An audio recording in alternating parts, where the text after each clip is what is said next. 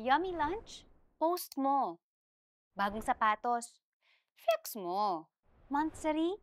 Announce nyo. Ganyan ang galawan ng maraming tao sa social media. And yes, we are living in a culture where we feel like we must share, flex, or showcase what we have. Di ba nga, sabi ng iba, if you didn't post it, it didn't happen. If it's not on your feed, it's not true. Siguro may mga kakilala kayong ganyan o ikaw mismo mahilig ka bang mag-flex? Well, today, meron tayong letter sender. At merong kinalaman dyan ang isasangguni sa atin ng ating letter sender. Kaya tara, sama-sama tayong maliwanagan. Let's all try to live light. We received a message via Facebook from our Live Lighter Angela at narito ang condensed version ng kanyang mensahe. Babasahin natin. Okay. Hello, Miss Jody. Salamat sa pagbigay ng chance sa JSM followers na makapagtanong sa'yo. Ang pamangking ko kasi na nasa senior high school nahihilig mag-check at mag-post sa social media. Kada kibot, kailangan ma-post niya. Yun daw kasi ang sukatan nilang magkakaibigan. Nito lang madalas magdabog at magkulong sa kwarto kasi hindi napagbigyan ang gusto na bag at concert tickets. Siya na lang daw kasi ang hindi nakakapag-post nun. Loser na raw siya. Kaloka. Bakit ba ganyan ngayon ang teens? Paano ba siya matutulungan ma-realize na huwag magpadala o mainggit sa mga pinupost ng barkada o mga artista sa internet? Angela, maraming salamat for reaching out and trusting us with your message. Alam mo, hindi ka nag-iisa.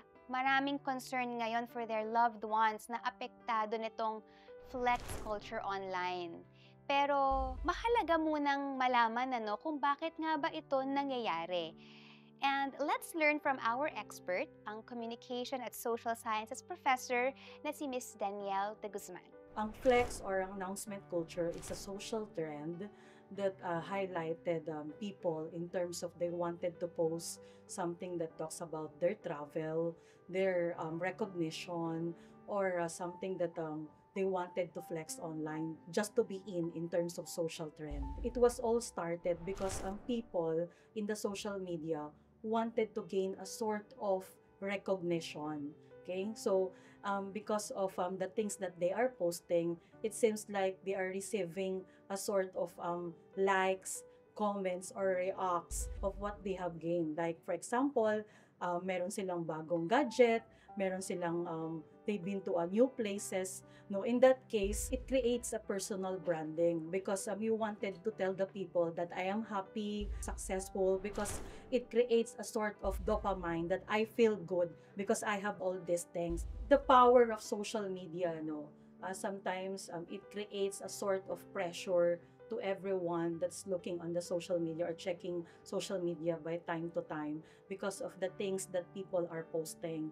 So in that case, either nagkikreate to ng personal branding or nagkikreate din to ng another pressure for people that they wanted also to try this. They wanted also to purchase these things. It's because of they have seen that these people are flexing the things that they have gained. No? So in that case, nagkikreate yan ng hindi magandang impression dahil napipressure yung iba na gusto rin nilang bilhin yon at gusto rin nilang i-purchase yon because somebody has also, kumbaga may mga iba na, okay, bakit kaya ng anak nila maging honor, bakit yung anak ko hindi pwede? So, pwedeng nagkikreate din siya ng sort of insecurities or inggit sa ibang tao. It's because of bakit sila kaya nilang kumain sa ganitong restaurant, bakit yung iba kaya nilang mag-travel sa ganitong places. So in that case, gumagawa sila ng paraan just to also to experience the things that the people are also sharing in the social media. Pinag-usapan na natin dati dito sa Live Light na proven na ang pagiging harmful ng excessive social media use. Lalo na yan sa younger people. Malaking factor ito sa pagkakaroon nila ng high levels of anxiety and depression. Now, flexing on social media creates a constant upward comparison.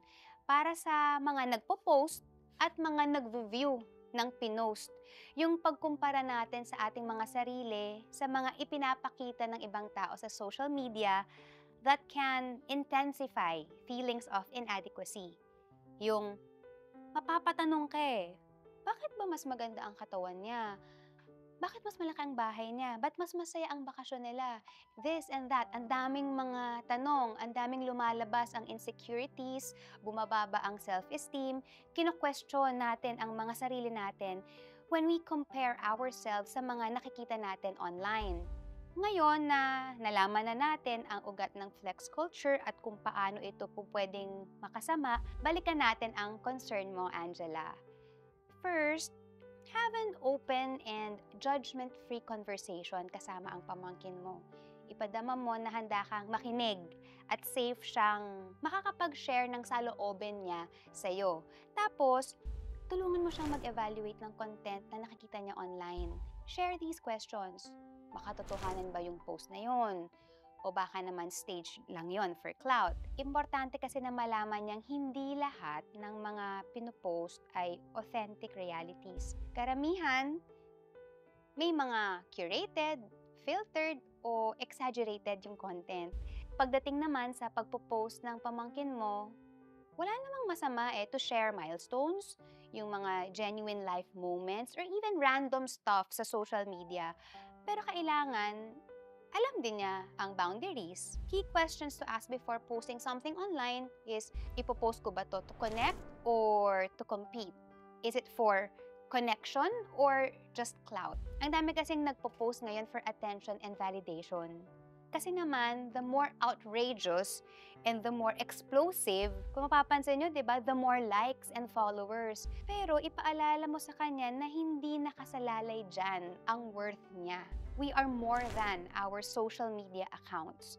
Remind her about the happiness and contentment from offline activities tulad ng doing art, enjoying sports, experiencing nature, and most of all, face-to-face, person-to-person relationships. Connections na hindi nakadepende sa kung anumang number of likes or comments. Flex culture. Hindi na ito bago sa ating mga Pilipino. Mas magnified or intensified lang ngayon dahil mas malawak at mas mabilis ang reach dahil sa social media. There's nothing wrong with posting.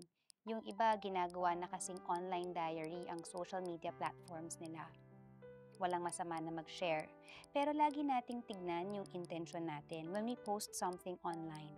Is it to compete, to brag, to inspire, or simply just to share? If ikaw naman na viewer or lurker ay nakakaramdam ng emotions due to a post, lalo na kung hindi maganda, always remember you have the power to choose what you consume online. You can filter your feed. I hope today's episode will bring about moments of careful reflection patungkol sa mga nilalagay natin, quote-unquote, out there. Angela, napaka-thoughtful mo sa pamangkin mo. She's blessed to have you as a tita.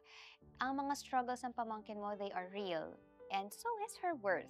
Nothing online can measure her value, lalo na sa inyo na pamilya niya. Guys, tandaan, it's okay to post your reality, even if it seems boring, or normal, or even weird to others. Kesa naman ang bongga, ang perfect, at #goals ang post mo. Pero sa totoong buhay, questionable naman ang ginagawa mo. Live Lighters, paano nyo naman hinaharap ang flex or announcement culture? Share niyo yan sa comment section. At may isa pa akong tanong. What are 3 things about yourself that are meaningful or beautiful? Kahit na walang nakakakita nito online. Sagutin nyo na yan after watching or listening to this episode. Remember, when life feels heavy, it's time to lighten the load. Let go of your worries and let the light in. Ako si Jody, and let's live light. See you on the next video.